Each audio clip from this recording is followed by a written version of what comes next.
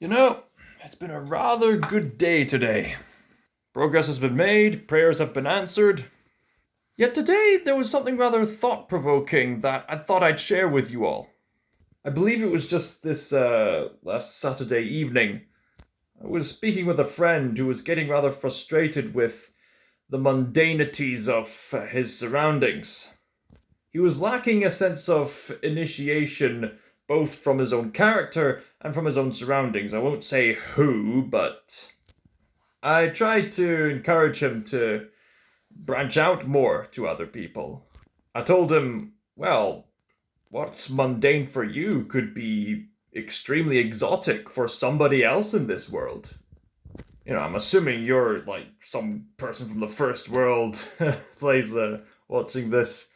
This is all very familiar. Lit up room, seats, shirts. But for somebody else, maybe someone who lives in India or some distant place in Russia or Africa or maybe someone in the wildernesses of this world is like, whoa, this person's got access to all that. You might notice that with tourists to some extent. They go, wow, at the things that you'd usually just dismiss and pass by. And I can imagine if you're someone raising children, the children will go, wow, at things that you as an adult would have dismissed, but you begin to see things through new eyes, through the child's eyes. Suddenly the mundane becomes quite exotic. The thing is, it's very easy to, on our daily basis, to just go on automatic. I mean, I've got myself a home, I've got a job. There's a routine, as we all have. We go through it day by day, we start getting used to it, and the more we do the routine, the more certain actions and certain things just become automatic. Go on autopilot. Unless something different happens in the routine, we won't pay attention to the fact that we're on autopilot. Like, take today, for example. I was going to church and we were doing the prayer, Our Father who art in heaven, hallowed be thy name, so on and so forth. But I noticed that the wordings of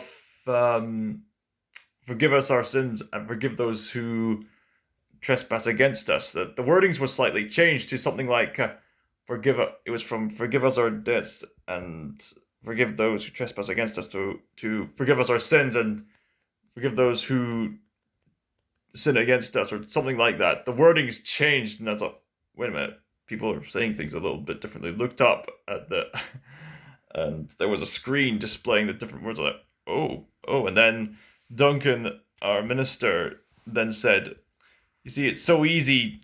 And I'm probably not saying what he said exactly word for word, but he said, "It's so easy to get into the automatic mode of things so much that when you do that prayer, it's as if you're not actually saying the prayer, you're just saying it just out of routine, but you're not saying the prayer out of genuine meaning." And I thought, whoa, he's got a good point actually. And then he encouraged us to talk to our neighbor and converse as to what you want to pray about the sufferings and evils of this world and what's worth praying about.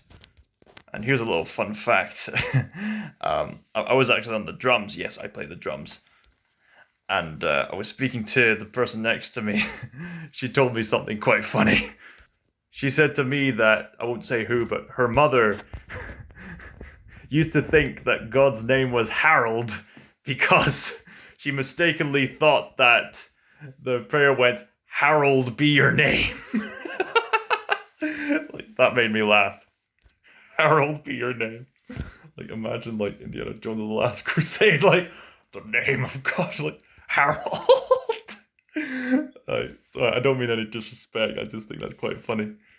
But just that little change in the routine just made me think, oh yeah, that's actually a good point, because it's a prayer where we're meant to confess, but I guess when you get part of the routine, it gets to the point where you're not actually praying as if you mean it, but you're praying just you're just saying words, doing things. It's just because it's the routine on autopilot. I was conversing about this with my dad, and it reminded him of this scene from Shakespeare's Hamlet. There was a similar scene in which a particular character, the uncle who killed the main character's father, who was in a position of praying but was monologuing that he wasn't actually praying at all.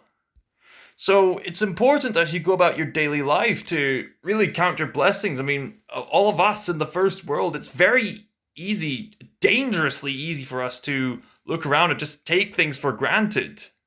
I mean, you watching this right now, you might think, oh, my life sucks. I wish I had this. I wish I had that. But every now and then, you just gotta stop, think, look around, and just be thankful for what you have. I mean, you clearly have enough batteries on your electronic device to watch me converse to you, no? You have Wi-Fi. You have ears to hear. And perhaps you've got eyes to see. You can breathe. Assuming you're still alive, you got food to eat. You can still drink. I assume you've got a sustainable home. Even if it's a very bad home, at least you've got shelter. You have means to entertain yourselves. You have hobbies that you're interested in. You have goals, you have ambitions, you've got books to read. You have the means to wash yourselves. You've got the means to get more supplies to sustain yourself. Maybe you're not the most popular person, but at least the friends you do have stick with you no matter what. Might as well practice counting my blessings. I injured my thumb, but it still functions. Okay, maybe injured is a bit of an exaggeration, but I did cut it, yes. At times, I might think that the house I live in could have a better view, but at least I got windows to open for fresh air. At least I can see trees. For the past several months, I had to deal with a sore stomach. But at least I learned the means to make my stomach better. At least I managed to control my diet a bit more. At least I have the food and drink necessary to make such a task possible. My petunia that I've named Phoenix may not blossom immediately, but it's still growing. See, it's even got little flowers just there, just from watering it every now and then. You're very thirsty, aren't you, Phoenix? Prayers do come true, and ambitions can be fulfilled, but part of having them fulfilled involves being humble, being thankful for what you do have. That's very important because we live in a culture today that insists on indulgence and greed and materialism. We want more and more and more, but more is never enough. So we want more beyond more, but more beyond more is never enough. So we want more beyond more beyond more, and so on and so forth. I could imagine it might be very dangerously easy for celebrities or any other rich folk to get so caught up in success that in their pursuit of needing more, they overlook what they've had. In fact, since it's fresh in my mind, it's reminded me of the premise of the Saw movies.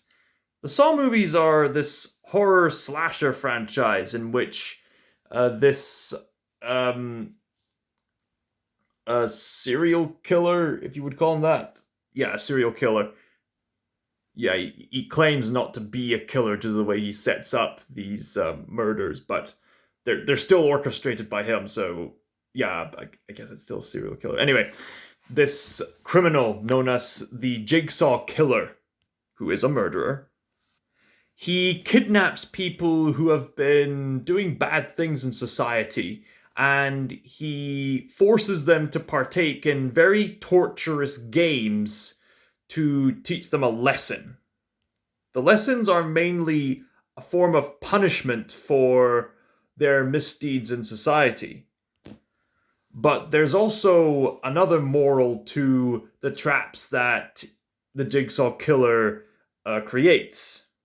As his victims are on the verge between life and passing on to death, whether they usually make it through or usually don't, the Jigsaw Killer has this catchphrase he likes to tell his victims. He tells them, "Most people are so ungrateful to be alive, but not you. Not anymore." In another Saw movie, the Jigsaw Killer himself, aka John Kramer, says that those who do not appreciate life do not deserve to live. Now, you look at this character, and of course, due to him being a villain, you think, well, of course he's taking this too far. But he's written in such a way where the motives behind what he does actually scarily make sense when you think about it. People are unwilling to count their blessings. The kind of people who keep wanting more tend to count their curses rather than their blessings. When people count their curses, they're looking for someone to blame for their turmoil, whether it be some external party or some person they don't like at work or some condition or whatnot. But what if the problem was just you? I mean, the world doesn't center around me. And if you're the kind of person who's a crybaby for wanting more, well, too bad. The world doesn't center around you. And as I've said before, it certainly doesn't center around me. The people who tend to count their curses are looking for someone to blame. But they're very much afraid of taking accountability for themselves. Those who count their curses will find misery. Those who count their blessings will find peace. And I'm glad I'm not the only person to have come to this profound truth. When you're in a mentality to count your curses, or you find yourself in a conflict that could threaten your well-being to count your curses, you'll find yourself seeking out all kinds of possibilities.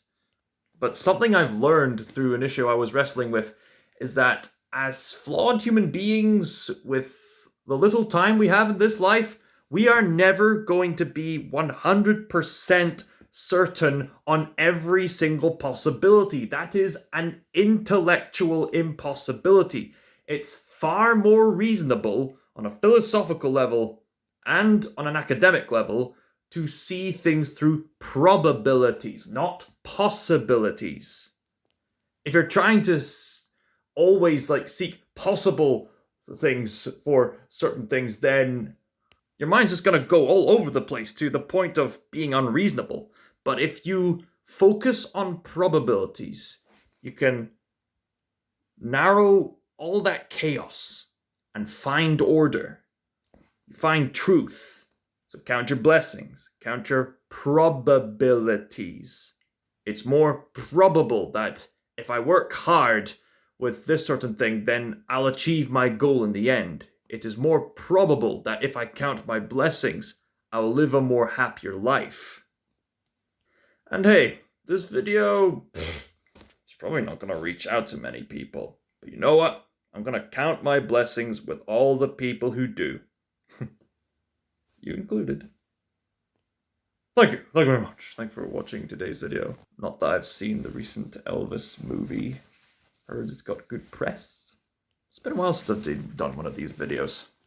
I seem to be gathering an audience that appreciates these kinds of videos more and more. I'm glad.